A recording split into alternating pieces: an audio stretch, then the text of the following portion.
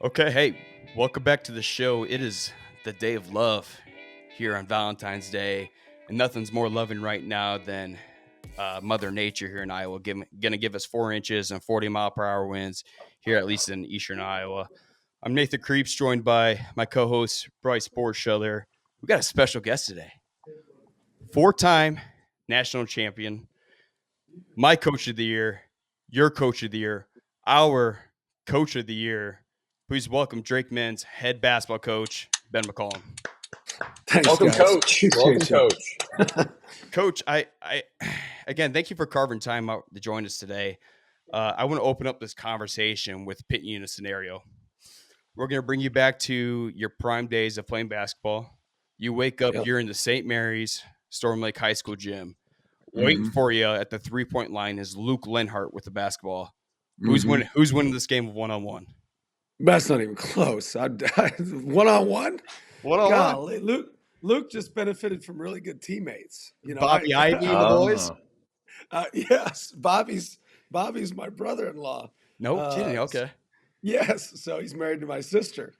So no, it would be, and you could ask him who would win in one-on-one between me and Luke, and I don't even think, honestly, if it was make it take it to, I'm not even sure that he would score. And you can Wow. Okay. let him know that. Is Luke the all-time leading scorer at St. Mary's? I'm not totally sure, to be honest. Okay. All I know is that team was one of the best Class 1A teams I've ever seen put They were together. really You good. had Kennedy Dre at 6'6". You had Annie Dre at 6'3". You had Bobby Ivy, a lengthy 6'3" guard. Then you had Nate Lenhart, scrappy big dude that can get the job done. You had Luke Lenhart, one of the best players in the state that year. So I don't know, man. They terrorized my high school career. There's no doubt about it. So I thought you'd Yeah. give a little more love to Luke here. They were good. No, absolutely. No, I'd give some love to Bobby because he's married in. So we'll get. No, they were really good. I think there was it 2 years they won state. I know they won it Luke's sophomore year, and then because Kennedy put up like 40 points his sophomore year in the state championship. I'm not sure about their next 2 years. I know they ran the Boyden Hall 1 Okay. year. I know Boyden Hall, I think, finished it off, but I'm not sure. But Bobby's out in Fargo, North Dakota now, isn't he? He's back in Storm Lake now. He's a back. full-time doctor now. Yep. He Oh. just moved back and just moved back with my sister. I mean- and so they're up in Storm Lake. The state of Iowa gets you and Bobby Ivy back in the same year. I mean, it's a time to rejoice, and that it leads us right into our next segment. Two reasons we're doing this episode with you today is, one, we want to continue to spread the awareness about Drake basketball and why you should be excited right now. And two, you're an Iowa guy. I'm trying to remind people, hey, coach might have spent 14, 15 years in Northwest Missouri State at Maryville, might have won 4 championships, whatever, right? No, you were born and raised in Iowa, born in Iowa City, grew up in Storm Lake. What was life like for you growing up in Storm Lake? What was life like for you growing up in Iowa? And why are you so proud to be back in the state? Yeah, I mean, obviously we loved our time in Missouri, and we were in Kansas for just a little bit of time too. But growing up in Iowa, just being born in Iowa City, mom went to University of Iowa, went to law school there, and 6 years there. So then you just become you become a Hawkeye fan, and then we moved up to Storm Lake, Iowa. Went to St. Mary's, me, my brother, and my mom. I always joke with people, and I truly believe it. It's Iowa is God's country. I think and a lot of it's the people. There's great people, people that'll do anything for you. You go to a restaurant, everybody's super nice, even if they don't know who you are. They wave at you on the road. Just a lot of little things that go into being a part of Iowa. And I married my wife, Michelle, from Albert City, Truesdale. If you could name their mascot, I'd be even more impressed because I don't think their school's around anymore. Good luck there. You're going to look it up right now, aren't you? Yeah, we actually did a segment of all the best mascots, and I don't think we saw Albert City on there. No. Hold on, Do you know Sheldon's? what was Surely that? you know Sheldon's. What was the name of the high school you just said? Albert City, Truesdale. Okay, never mind then. ACT. They were orange and black. And then you guys know Sheldon's? Surely you know Sheldon, Iowa. Sheldon, Yep, yeah. I lived up in Sioux Center for a little bit, so I know Sheldon. What's their mascot? The ORABs. Oh, There you Rabs. go. Yeah. When I had to play Dallas Enema. You remember that name?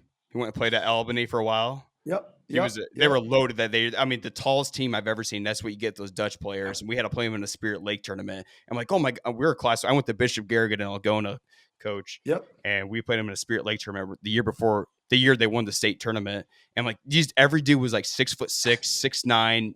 It was unbelievable. And then Dallas eventually went to Albany, and Yeah. but yeah, Yeah. No doubt. No.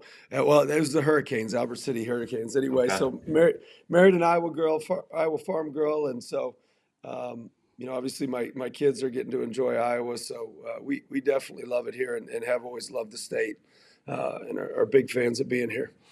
I mean, so you kind of said the same thing. You kind of grew up a Hawkeye, coach. I'm always double layered for emergency situations. Well, I'm not a Hawkeye fan now, No, right? no. Hey, it's okay. No, Yeah, rightfully so. there God, I you would go. accept so. But so we talked about this with Michael Admire in the last episode about my story, how I became a Drake basketball fan.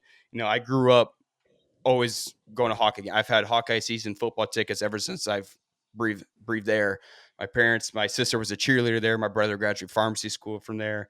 I went to UNI, so it just added a little bit more mixture into this pot. But in the last 6 years, after watching Darren DeVries, what he kind of did with this program, and seeing Michael Admire after every game on social media, and like this appreciating good basketball, right, and appreciating culture, good identity with it. I'm like, God, I loved what I was seeing, right? So I became very, very attached.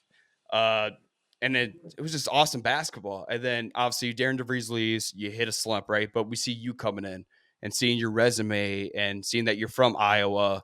Almost like the Band-Aids put back on. But Coach Michael gave me his blessing last episode. And my brother, my cousin down in Texas, I've got them on board, Bryce included here.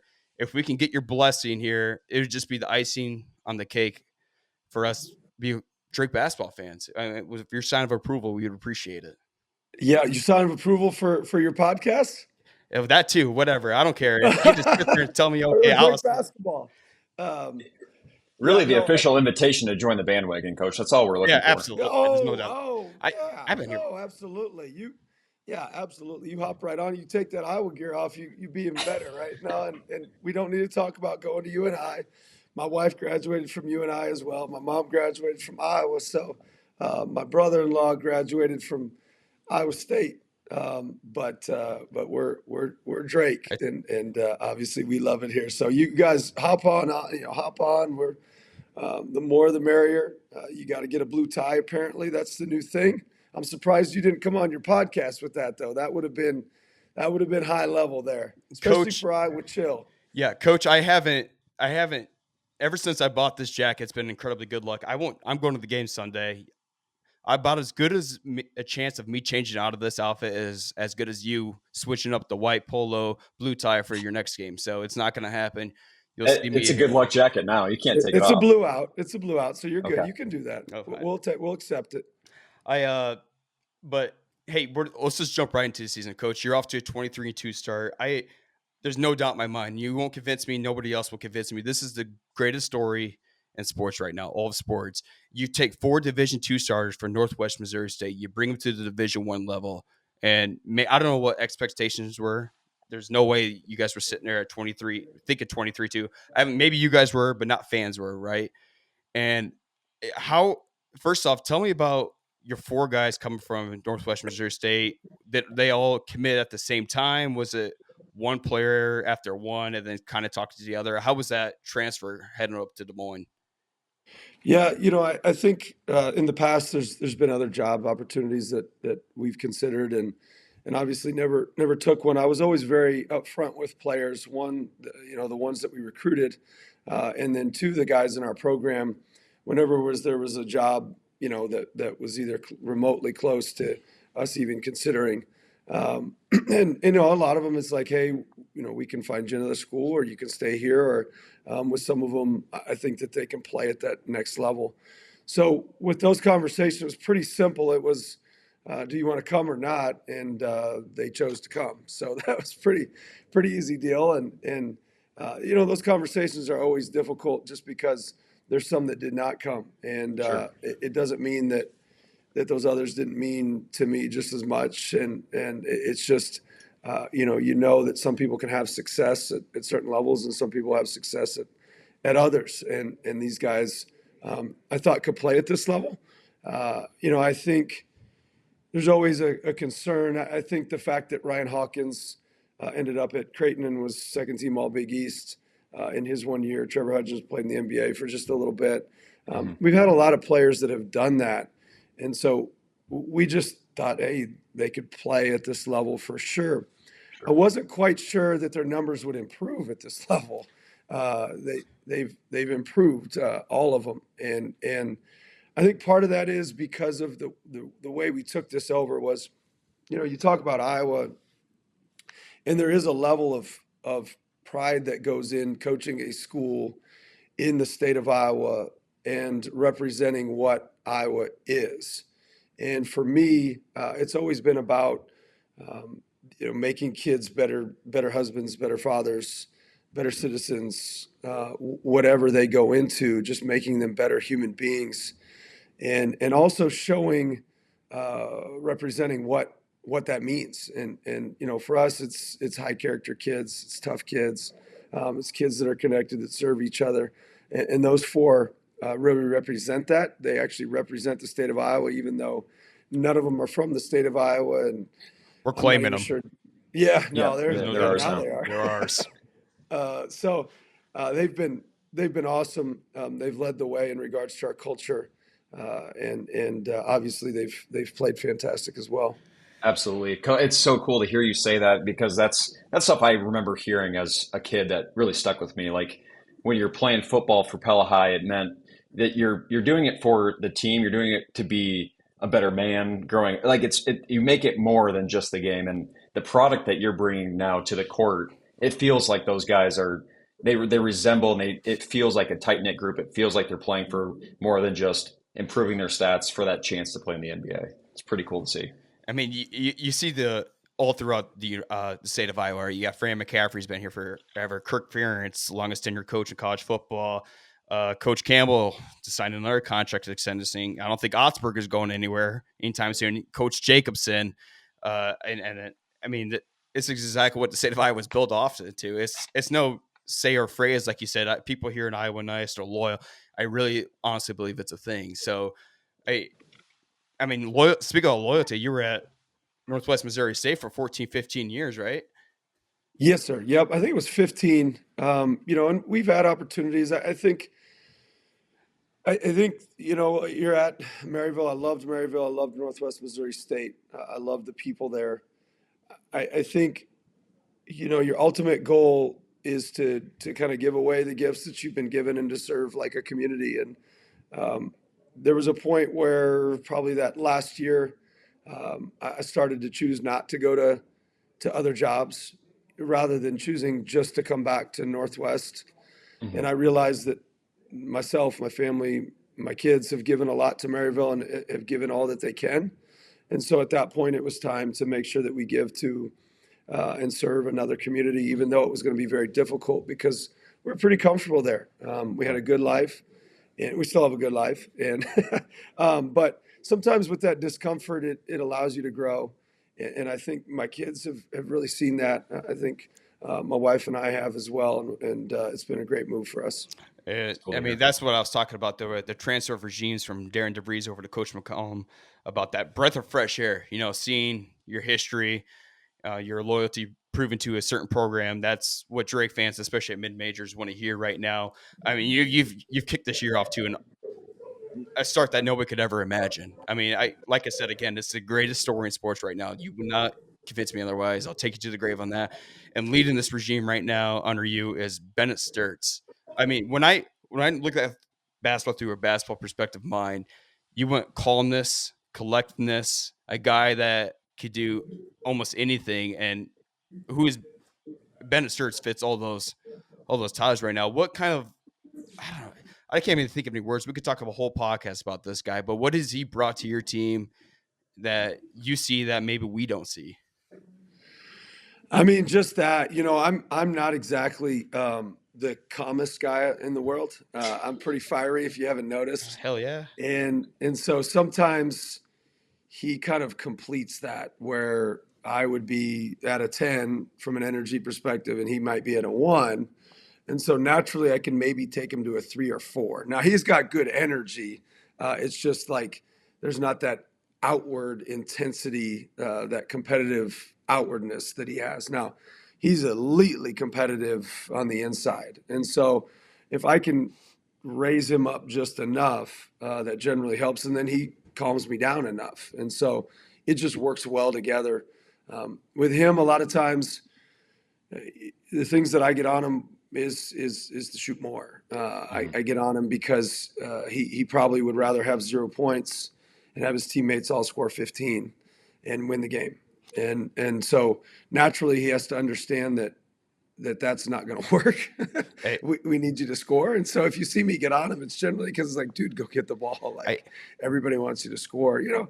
And in saying that, though, I think there's an interesting thing that goes on with really good teams is his teammates allow him to be great. And I don't think you see that a lot. And I think it's twofold. I think one, the level of humility that he works with. He doesn't talk about himself a lot. He's not real interested in his ego. He's not real interested in people boosting him up. And so naturally his teammates are able to just allow him to be great and allow him, you know, when he gets off the ball, a lot of times it comes back to him. And they don't have an issue with that because of his mentality. And you see some of the best players, the best leaders, they all have that same mentality. So it's twofold. His teammates are elite. They allow him to be great. And then, you know, he's also got a level of humility to understand, you know, and we always talk about that as a leader. You're not that important. You're only as important as the people that are around you. And he's always had a good grip on that. Coach, tell me if I'm wrong here, but after games this season and text with Michael, I kind of recap how the game went and what I think about some of the players. And Ben Sturts, I'm almost saying majority of the games, I'm like, I wish he would be more aggressive. But then I followed up with, I'm like, this guy's playing chess, you know, not checkers. He's almost contributing the ball to his teammates for the longevity of the program to grow as a whole, right? If my teammates can be involved more, this is only going to benefit us moving forward in the season. So I feel like times where Bennett knows he can almost score, he's given opportunity to his teammates to get more involved in the game. You know, like who wants to shoot the ball when you haven't touched the ball in 10, 15 minutes coming off the bench, but just getting things motion wise. And I don't know, what's your thought on that? He's always understood the difference between good and great. And so, you know, a good shot versus a great shot. And some of the shots that you see him turn down might be good shots, and it might be early in the possession. And he understands that, hey, maybe we work a little bit longer, we can get a great one. You know, and sometimes shots are make or miss. And what I mean by that is, like, if a guy just shoots it because he's open, a lot of times he's either going to make it or he's going to miss it. But you don't have a chance at an offensive rebound because you don't know the shot's going up, and you don't have a chance to set your defense. It's just, I'm open, I'm going to shoot it, but everybody's matched up appropriately. And so you don't get any advantages with that. You don't draw fouls sometimes. There's just a lot of things that go into shot selection. The other part is, you know, role definition, understanding who's supposed to take what shot and whatnot. And so then everybody's on the same page. That allows you to kind of maintain your leads throughout games. It allows you to stay balanced defensively. That's ultimately why we got so good offensively at Northwest was because we wanted to be able to set our defense more consistently. And with this group, we don't have as many shooters as we've had in the past at Northwest, and so we're also having to adapt to that as well. And he's doing a great job of handling that also. Coach, that's the main thing that I've noticed while watching you guys is he never feels like he's in a hurry. And you touched on the fact that you guys have that complementary relationship. You've seen special teams in the tournament late in the season, February, March, that have that coach on the floor and coach on the sideline. But that being said, who are some players that you're looking to come the last couple of weeks of February and then the early parts of March? You said, you know, this is a little different team. It's not as many outside shooters. I know my guys that I'm looking to, I've seen a lot of growth. Who would you say has had the most growth, and who do you look to have a big February, March? Yeah, hopefully all of them have a big February, March. But in regards to growth, you know, obviously Isaiah Howard, he didn't play hardly at all, if at all, for the first maybe 11, 12, 13 games, somewhere in that range. And then, it just kind of clicked for him. He had a great summer. We knew it was coming. I sometimes always, I'm the furthest thing from afraid of playing freshmen. I love playing freshmen. That's what we've had our whole careers at Northwest. I think sometimes if you put them in the lineup too soon and then you take them out, it can crush them and crush their confidence for the rest of the season. And so you have to make sure that he's emotionally ready to do that, and he was. And he's been great. He's finished a few games for us. The sky's the limit for him, especially when he plays. His greatest strength is that he's wild. He plays he plays what is it, thoroughbred. You can't saddle him right. Yeah. He plays like that, and sometimes he goes outside the fence a little too He's much. athletic. Yep. Yeah, and man. he's fiery, and he plays like it. He plays with an edge, and he started to control that edge a little bit, which has been great. Tavion Banks, just because of his matchup ability, from he can guard 1, 2, 3, 4, 5. He's super athletic, and he and Isaiah both bring a level of what I just call kind of alpha. They're very alpha personality wise, very confrontational. And I think in basketball, you need, a couple of those guys out there to be able to, stand up to opponents. I'm going to go back to Bennett real quick after this, but Caleb Combs, after what last game I saw, was collectiveness, just understanding the game, not rushing it, but just hitting the shots that you feel comfortable with. And that's exactly what you need to extend any more depth you have. So quick shout to Caleb Combs for a great that. Michael Admire has been high on this guy since the start. But going back to Bennett, and we're going to transition to the Kansas State game here. We just talked about him as well being calm, collective. After who's that guy from Illinois that transferred to Kansas State? Coleman Hawkins. Coleman Hawkins hits that deep three, tied the game up. All I see is Bennett. Slow it down. It's okay. And then as a fan here at home, I'm 250, 300 miles away. I felt calm just seeing that. I can only imagine as a coach or any teammate being right there in the arena with them. And just Bennett doing what he needs to do, knows when exactly I need to get a bucket almost every single time. Hits that three. Talk about that Kansas State game, because it is the hottest thing right now after what Kansas State's done here the last couple of weeks. Yeah, we knew they were obviously really well coached, had a lot of talent. Early they played us straight up. They played us their man defense, and I think we were up maybe 20, 30 to 10 or something like that, 29 to 9, somewhere in that range. And then they kind of switched to more of a junk defense. And we had a little more difficulty scoring. They hit that shot. We plugged in. We probably shouldn't have late. I think his biggest thing was he didn't want me to call a timeout. And so that's why he did that. It wasn't, hey, everybody calm down. It was, coach, don't call a timeout. And then I did the other day, which was dumb. But anyway, so he didn't want me to call a timeout. And I never do. I have once in my career, and I regret it, which was this year. But we still won the game. But no, he that's what we're gonna get anyway. It's like these coaches try to draw up these elaborate plays late in games, and it's like, well, just get the best ball to your best player and get out of his way, or your best scorer, I should say, and get out of his way. And that's what we did. Just got out of his way, and he made a shot for us. Moving on from Bennett here, I'm trying to highlight some of the players. Mitch Muscari. What if I talk about the greatest story? You guys being the greatest story right now, college basketball. Mitch is a huge factor of that. Mitch is the most NCAA tournament accountant looking dude that's hitting threes on you from everywhere. I mean, I told him I have a picture with Mitch I took from the game at Evansville this year, and I told him that he just laughs like, I think so. But wasn't this guy like going to be an accountant, and now here he is being one of the best 3-point shooters in the college basketball?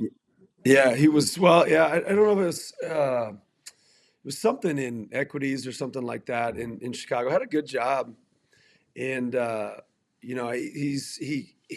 remember leaving, and then he all of a sudden went in the portal the last day, and I'm like, "Do you want to keep playing?" That's because he told me originally he didn't want to keep playing. He's like, "I just wasn't sure." I said, "Well, you come play here if you want to." He goes, "You think I'm good enough?" I said, "Yeah, you'll be fine." Yeah. And then at that point, he had to make a decision, and I couldn't tell him which way to go. It's just when a guy trusts you with those things and you're not 100% sure what he should do for his life, you can't really I knew exactly what he should do, but he had to figure that out for himself. And then ended up choosing to come back. I remember the first day he came back, I was like, oh, thank goodness we got him. And most of it's not even his ability. It's his mentality.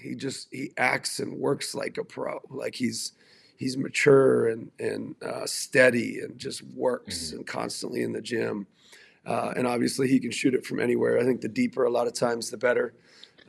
He's not exactly a freak athletically, but he certainly can get a shot off, and he's got a level of intelligence that really helps us. To give Mitch his flowers here, what is he, third in the country in minutes per game? I'm not even sure. You guys are second totally defense and points allowed per game. What stands out to me from Mascari here is his defense. I don't think. I mean, it's some of the best defense I've seen played by any guard in the country this year. I mean, I would look at this guy. I'm like, God, I think I could take this guy off the dribble. There's no way. He'll swipe you. He'll stand right in front of you. So he's more than just a shooter. There's no doubt about it. When I'm looking at successful teams like you guys, you try to, sure, you got your alpha dog, you got your shooter. Now, who's the glue? Kate Martin was notorious for this at Iowa, and I want to compare her to Daniel Abreu. I like Mhm. his size. He's been hitting the three ball lately. Good defender, good emotional leader. What has Abreu meant to your team this year? Yeah, I mean, especially coming in the summer, his energy was it just oozes out of him, and he infects people with it. I think guys have seen through the way he competes, the way he shows up every day, through the way he helps his teammates and encourages them and serves them. I think he's really helped show, and all four of those guys, Isaiah Jackson included, all of them have shown how or what it means to be winners, what it means to act like winners, work like winners, act like champions, etc. Daniel does a great job of that. He keeps us very connected. I think he's probably a little bit goofy now. It's getting to a fault, so we have to rein that in. And I'm sure he's got some, what do they think? The TikTok thing, whatever the heck they are. He's Oh got yeah. some TikTok channel that he does with other players. I don't know, but he's awesome. He's fun to be around. He's always in a good mood. Doesn't have bad days, and just an awesome representative of Drake.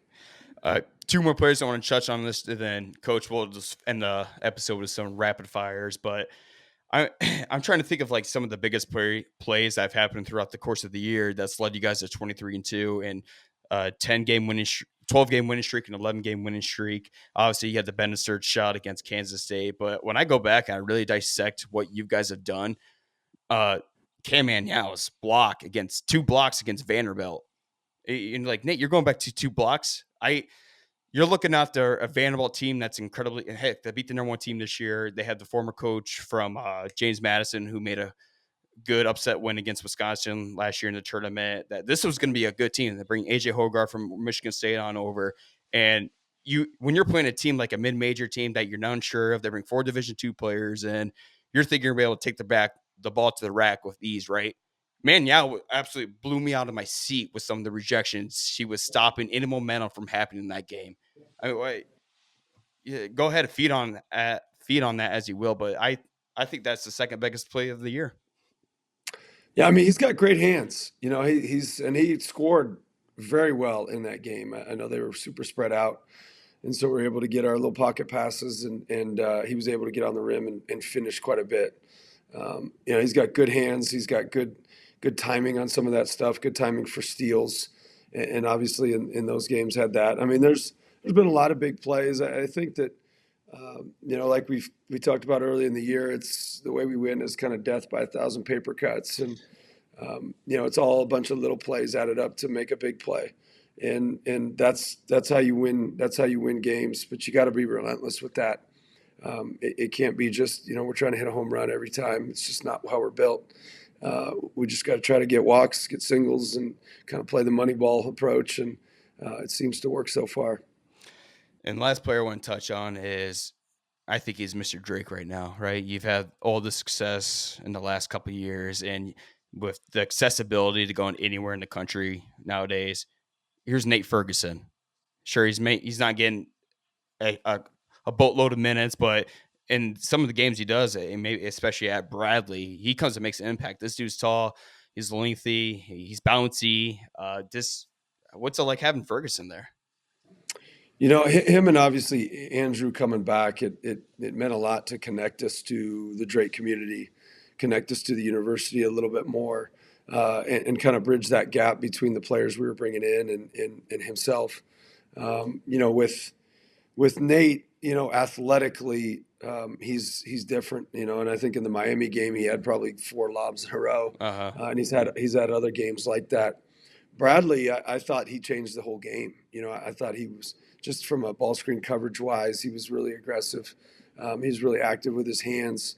He did a good job offensively, but he's an excellent leader. He comes in with a level of maturity, a level of work, and he's been fantastic for us.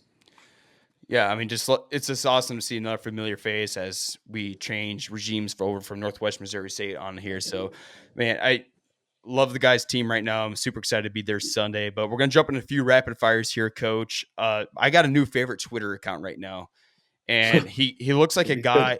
They call him the Mini U, and he goes by the name of Taryn. Taryn. Oh yeah. Taryn. I know Taryn. It's part of your Yeah. doppelganger mafia lookalike. Tell us a little bit about that relationship. Yeah, I mean he used to come to our games at Northwest. His aunt Emma Atwood played at Northwest, and they just started coming, and they would stay around for the men's games, and I think he just kind of fell in love with obviously the women's team, but the men's team as well. There it's always men's and women's on the same night, and then all of our athletic offices are connected, and so you just kind of create a different kind of dynamic in the athletic department. And so he just fell in love with those games. And then he came to, I don't know, it was Drake night, the deal downtown early in the season. Drake hoop night, I believe it is. Anyway, and he came to that, and he had a shirt with all the guys' names on it. And it's like, oh man, we got to, he's going to be a fan here too. And then now he comes to all the games, and he probably memorizes more of the possessions than my own players do. So he's been awesome. Again, that's why you do it. I think that's why we coach college basketball, not to win games necessarily, but to try to change somebody's life, and as many as we can. That's what we try to do. And that's why I talk about growing the awareness of Drake basketball right now. You don't just grow it specifically on winning basketball games. Sure, that's a big factor of it, but we have the student section dressing up like you, old guys getting yelled at by their wives because they dress up like you, Taryn dressing up like you, Michael Admire doing post-game reactions. It's stuff that we could connect to on a human level. So shout out to that. I mean, I'm completely invested. There's no doubt about it. Where do you see NIL and the transfer portal going? And if you had to change something about it, what would you change? I think the transfer portal is probably more the problem than the NIL, and so the NIL just got out of hand. I think the transfer portal, just being able to transfer so often, is probably the most difficult thing, because it starts to become the wild, wild west, and these kids. Sorry, my office electricity bill getting shut out. Yeah, all that money go to the NIL, not the utility. Yeah, no kidding. So, NIL, obviously, I think kids probably deserve some of what they get, and because they do bring a lot to the university. But if they're not able to transfer it quite as often, that might be beneficial, and it might help people not recruit off other people's teams. I think that would probably be an appropriate step. Yeah, so it felt like it was so locked for the players, and it was so almost like, hey, this coach recruited me, now he's gone. He's moved on, but we're kind of still stuck here. Now it almost feels reversed. Coach, I'm going to throw a curveball question at you. Yes. What are your top 3 restaurants in Des Moines? Oh, do I get NIL for this? You should. You should. I'm kind of more of a burger type place. Dive bar guy. So yeah, I went to Barntown. They sell our collective beer as well. fantastic. The fried pickles are Yep. excellent. I usually get 2 baskets of them just for myself, and then their burgers, obviously, and the NIL beer. So there's a cheap Yep. cheap deal there. Um, I would say. I mean, it's hard. I had my agent come into town, and he took me to 801 Chop House, and so I wouldn't Good necessarily spot. go there myself, but just because I probably can't afford it, but but he can, and so I always like a good steak, and then That's a my dang third good one, steak. yes, excellent, excellent. You've got to go with Drake Diner, don't you? Yes. I mean, is Yes. there? I had Meyer didn't One of say it our last favorite time because he spots. thought it was biased. I'm like, what are you talking about, man? When we go to the all the No, time, I you mean own up to that's that. So I'm gonna Yeah. have you my can little go there for crap on that. breakfast, lunch, dinner. Uh-huh. I've been there. I probably went there 2, 3 times a day when I was here without my family, and so that was my spot to go to. And the servers there are awesome, and that probably makes it such a fun place to go. Yeah. One of our favorite breakfast spots. Coach, you nailed the curveball. Just Absolutely. one or two questions here left, Coach, for you. Favorite arena you've played in this year or two? The Nap Center. Okay, all right. I said Good Outside two. answer. of the I Nap said Center, two. outside of the Nap Center, I liked obviously the Sprint Center, but I've been not the Sprint Center now. It's T-Mobile. Uh-huh. I thought the Charleston Classic was cool just because it's got some history to it. I'd say in our league, some of your better ones are, Indiana State's was pretty neat. Illinois State's was nice too. Just kind of how vertical they are Mhm. and goes up. So those were some of the better ones that we've played in this season. That's But what not outside of the Nap Center. Nap Center is easily number I one. mean, including the Nap Center. And that's exactly what Maya McDermott said. Illinois State, the Nap Center. So good There basketball you go. minds there. Uh, thought so with you coming as a mid major, there's been a lot of heat around this. Would you bring back the Big Four Classic? Yeah, absolutely. I'm not sure why you wouldn't. I mean, the mid majors want to do it. Obviously, the high I majors. understand. Yeah. I get why they don't Uh want to huh. do it. It's not Coach, something that I is it safe to want say to that they're scared to play Drake? I'm clip farming here, but can we get do. you on Yeah. record saying this? No, I don't think they're scared. I think what it is uh, so like with the net. This is the Uh strange thing huh. about Division One. The net is sometimes it gets a little out of whack. So Mhm. if you beat quad four by 70, it counts more than beating a Right. quad three by 5, and it just doesn't make any sense. Like Right. I think winning games is winning games, I guess, but you don't get style points, but you get style points at this level. So Hmm. a lot of these mid majors end up quad twos, some quad ones on occasion, or quad threes, and so for them to play somebody that's obviously I'll just use you and I is very well coached, got an opportunity to beat you, but counts as a quad two, quad three some years, and every once in a while a quad one. It doesn't make a lot of sense, and so um, I can see why they don't. But I think it would be great for the state if they changed the way the net works, in my opinion. You saw you and I make a couple runs on Iowa State and Iowa back in the days when they had Seth Tuttle in them. But I mean, that's the last thing you want to worry about as a fan is watching your team have to worry about potentially style points. It's just like go out, win the game. The game will showcase itself. But unfortunately, when they're looking at numbers and crunching shit, the everyone knows who the committee is. I'm definitely different to the committee. There's no doubt about it. But Yep. Bryce, you got any more questions left for Coach? I do, but I know we're over time. Coach, thanks for spending a little extra with us, and congrats on completing the seventh 20-win season. I know there's some pressure after a coach like DeVries and what they were building here, and it's pretty cool to see what you guys are able to build on top of it. Yes. No, thank you guys. And yeah, Coach DeVries did an awesome job. Their whole program did a fantastic job of building this thing. And everybody says, well, you want to follow somebody that's lost or follow somebody that's won? And I'm like, well, the expectation is to win regardless. So I'd Right. rather follow somebody that's won. And they did a good job of getting the program on the map. Yep. But like I said, our main goal of this podcast was to spread awareness. I had my dad reaching out to me and say, "Hey, we're going to the game, right, Sunday?" I'm like, "Dad, I live in Cedar Falls." I'm like, "Dad, you're coming down next weekend for the game, right?" He's like, "Yeah, we're going to both. There's no option." Yeah, So absolutely. that's where we are, baby. So I can't wait to see you guys at the Nap Center, and then I'll be here, the one Drake fan, before you guys get to town wearing blue at the McLeod as always. So Coach, thank you again for carving time out for us. If this remind, just hang around for a minute after this, Yep. that'll be awesome.